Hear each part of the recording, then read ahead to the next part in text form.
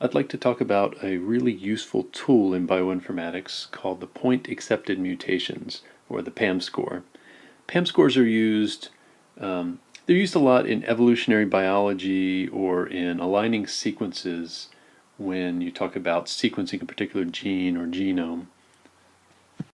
A PAM score relates the probability that one amino acid will be substituted for another one in the sequence for a particular protein.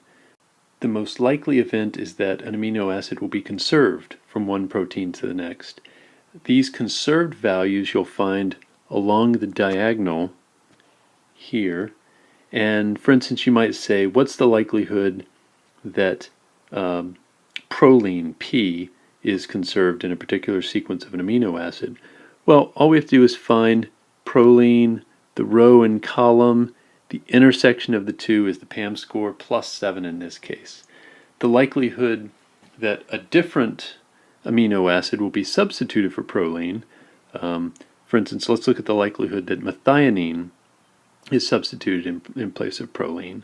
Well, you can then look at the column for P and the row for M, here's M, and find that the PAM score here is -2.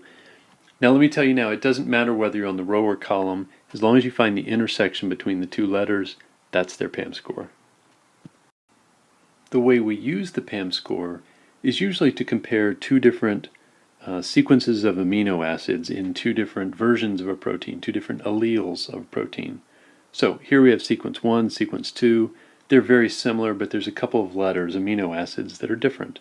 So to calculate their PAM score, we just go letter by letter and look at whether the amino acid is conserved or whether there's a substitution.